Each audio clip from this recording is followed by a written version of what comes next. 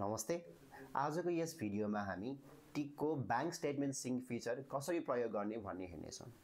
यदि तपाईलाई आफ्नो ग्लोबल आइएमए बैंकको खाता टिकसँग कसरी इन्टिग्रेट गर्ने भन्ने थाहा छैन भने माथि दिएको लिंक युज गरेर अथवा डिस्क्रिप्सनमा दिएको लिंक युज गरेर यसको इन्टिग्रेसन प्रोसेस हेर्न सक्नुहुन्छ। अब बैंक सिंक इनेबल भइसकेपछि के गर्ने त र यो फिचरलाई कसरी प्रयोग गर्ने भन्ने अब हामी हेरौँ। बैंक सिंक इनेबल भइसकेपछि यहाँ कनेक्टेड भनेर देखाउँछ। अब तपाईले आफ्नो बैंक स्टेटमेन्ट्सहरु कुन टाइममा सिंक गर्ने हो भनेर मिलाउनु पर्ने हुन्छ। त्यसको लागि अप्सनमा गएर चेन्ज सिंक सेटिङ्समा जानुहोस्। By default hourly sync set भएको हुन्छ। यो सेटिङमा तपाईको सबै बैंक स्टेटमेन्ट्सहरु हरेक आवर आफै अपडेट हुन्छन्। तर तपाईले चाहेमा यसलाई डेली सिंक पनि सेट गर्न सक्नुहुन्छ। त्यसको लागि अपडेट वान्स अ डेमा गएर तपाईलाई कुन चाहिँ टाइम इफेक्टिभ लाग्छ त्यो टाइम चुज गर्न सक्नुहुन्छ। अब सेभ सिंक सेटिङ्स गरिदिनुहोस्। यो गरिसकेपछि तपाईले जुन टाइम सेट गर्नु भएको छ त्यही टाइममा सबै बैंक स्टेटमेन्ट्सहरु डेली इम्पोर्ट हुनेछ। तर कुनै समयमा तपाईलाई आफ्नो बैंक स्टेटमेन्ट्सहरु इमिडिएटली चाहिएमा यहाँ रहेको रिफ्रेश बटन क्लिक गर्नुहोस्। यो गरिसकेपछि तपाईको सबै बैंक स्टेटमेन्ट्सहरु आफै आउने भयो। इम्पोर्ट गरिएका बैंक स्टेटमेन्ट्सहरुलाई डिटेलमा हेर्ने हो भने भ्यू स्टेटमेन्टमा जानुहोस्। यहाँ तपाईले यो स्टेटमेन्टहरु कुन चाहिँ डेटको हो, कुन चाहिँ डेटमा इम्पोर्ट गरिएको हो र यसको डिस्क्रिप्सन पनि हेर्न सक्नुहुन्छ।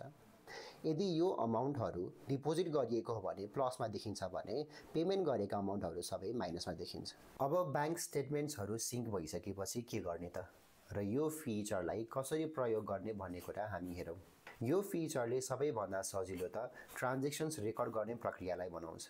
कुनै पनि नयाँ रिसिट अथवा पेमेन्टको रेकर्ड गर्नको लागि तपाईले फेरि पनि बैंक स्टेटमेन्ट्सहरु हेरिराख्नु पर्दैन। यता इम्पोर्ट भएकै बैंक स्टेटमेन्ट्सबाट एड पेमेन्ट गरी ट्रान्ज्याक्सन्सहरुको रेकर्ड गर्न सकिन्छ।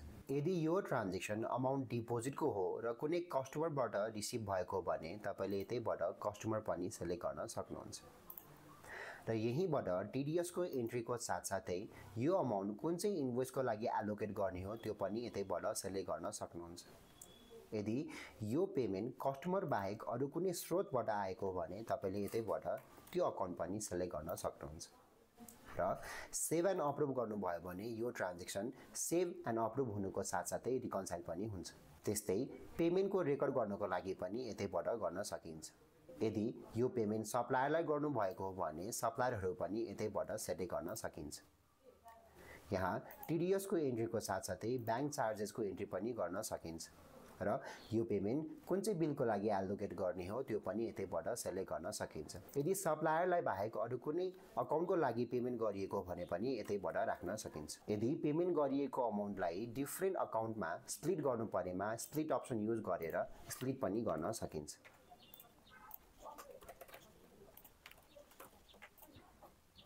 कुनै बेला एड पेमेन्ट गर्दाखेरि रिसिट फ्रम कोलममा अकाउन्ट्सहरु अटोफिल भएर आएको हुन्छ। यो चाहिँ नोट्समा देखाएको डिस्क्रिप्सन अनुसार टिकले अकाउन्ट्सहरु अटो सजेस्ट गरेको हुन्छ। यदि सजेस्ट गरेको अकाउन्ट के रिलेटेड ट्रान्ज्याक्सन हो भने सेभ एन्ड अप्रुभ गरेर कन्टिन्यू गर्न सक्नुहुन्छ। तर यदि सजेस्ट गरेको अकाउन्टबाट ट्रान्ज्याक्सन इन्क्यर भएको हैन भने यतैबाट पनि तपाईले डिफरेन्ट अकाउन्टहरु चुज गरेर ट्रान्ज्याक्सन एन्ट्री गर्न सक्नुहुन्छ। कुनै बेला यदि तपाईले पहिले नै टिकमा ट्रान्ज्याक्सन्सहरु रेकर्ड गर्नु भइसकेको छ भने एड पेमेन्ट गर्दा फेरि पनि ट्रान्ज्याक्सनहरु दुई चोटी एन्ट्री हुने चान्सेसहरु हुन्छ। यस्तो केसमा तपाईले फाइन्ड म्याचमा क्लिक गरी रिकन्साइल गर्न मिल्ने ट्रान्ज्याक्सनहरु 1 to 1 सिलेक्ट गरेर रिकन्साइल गर्न सक्नुहुन्छ। तर यदि बैंकमा भएको ट्रान्ज्याक्सनलाई टिकमा रहेको धेरै ट्रान्ज्याक्सनहरुसँग रिकन्साइल गर्नु परेमा गो टु रिकन्सिलिएसनमा गएर म्यानुअल रिकन्सिलिएसनमा जानुहोस्। त्यसपछि रिकन्साइल गर्न मिल्ने ट्रान्ज्याक्सनहरु सिलेक्ट गर्नुहोस्। यता जस्तै 6,09,000 रुपैयाँमा 6 लाखको चाहिँ सप्लायर पेमेन्ट गरिएको हो भने 9.04 चाहिँ बैंक सर्भिस चार्ज हो। अब यो ट्रान्ज्याक्सनहरुलाई सिलेक्ट गरी रिकन्साइल गर्नुहोस्। म्यानुअल रिकन्सिलिएसन गर्दा टिकले सुरुमा डेट मिलेको र अमाउन्टहरु मिलेको तर रिकन्साइल गर्न बाँकी भएका ट्रान्ज्याक्सनहरु रिकन्साइल गर्न सजेस्ट गर्छ। यस्ता ट्रान्ज्याक्सनहरुलाई तपाईले सुरुमा रिकन्साइल गर्नुभयो भने झन् सजिलो हुन्छ। यदि कुनै कारणले रिकन्साइल गरिसकेको ट्रान्ज्याक्सन्सहरु अनरिकन्साइल गर्नु परेमा भ्यू स्टेटमेन्टमा गई जुन ट्रान्ज्याक्सन अनरिकन्साइल गर्ने हो त्यसमा क्लिक गरेर अनरिकन्साइल पनि गर्न सक्नुहुन्छ। त्यसै गरी सबै स्टेटमेन्ट्सहरूलाई यदि एक्सपोर्ट गर्नु परेमा अप्सनमा गएर एक्सपोर्ट अल क्लिक गर्नुभयो भने एक्सेलको फर्मेटमा एक्सपोर्ट हुन्छ। र त्यस्तै गरी यदि इम्पोर्ट गरेका स्टेटमेन्ट्सहरूलाई डिलिट गर्नु परेमा जुन स्टेटमेन्ट्सहरू डिलिट गर्ने हो त्यसलाई क्लिक गरेर डिलिट पनि गर्न सक्नुहुन्छ। अथवा सबै स्टेटमेन्ट्स डिलिट गर्नु परेमा यहाँ क्लिक गरेर सबै स्टेटमेन्ट्सहरू सेलेक्ट हुन्छ र अब चाहिँ डिलिट गर्न सक्नुहुन्छ। ब्याङ्क सिङ्क इनेबल भइसकेपछि तपाईले सेट गर्नुभएको टाइम अनुसार ब्याङ्क स्टेटमेन्ट्सहरू आफै इम्पोर्ट हुन थाल्छ। तर यदि तपाईले अहिलेसम्म ब्याङ्क रिकन्सिलिएसन फिचर युज गर्नुभएको छैन भने ब्याङ्क ब्यालेन्स डिफरेन्स देखाउन सक्छ। यदि यस्तो केस छ भने तपाईले पुराना ट्रान्जेक्सनहरू सबै इम्पोर्ट गर्न सक्नुहुन्छ। त्यसको लागि अप्सनमा गएर इम्पोर्ट स्टेटमेन्टमा जानुहोस् र यहाँ तपाईले आफ्नो डिजायर टाइम चुज गर्नुहोस्।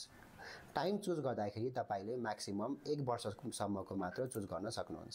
अब इम्पोर्ट गर्नुहोस्। तपाईको नम्बर अफ ट्रान्जेक्सन अनुसार टीले ब्याङ्क स्टेटमेन्ट्सहरू इम्पोर्ट गर्न टाइम लिनेछ। अब सबै ब्याङ्क स्टेटमेन्ट्सहरू इम्पोर्ट भइसकेपछि तपाईले रिकन्साइल गर्न सक्नुहुन्छ। यसरी टिकको ब्याङ्क स्टेटमेन्ट सिङ्क फिचरले म्यानुअल इन्ट्रीको झन्झट हटाउँछ र ब्याङ्क रिकन्सिलिएसन प्रोसेस पनि सजिलो बनाउँछ। यदि तपाईलाई केही क्वेसन्सहरू भएमा तल कमेन्ट गर्न नबिर्सनुहोस् र यदि केही एक्स्ट्रा कन्फ्युजनहरू छ भने तल दिएको नम्बरमा सम्पर्क पनि गर्न सक्नुहुन्छ।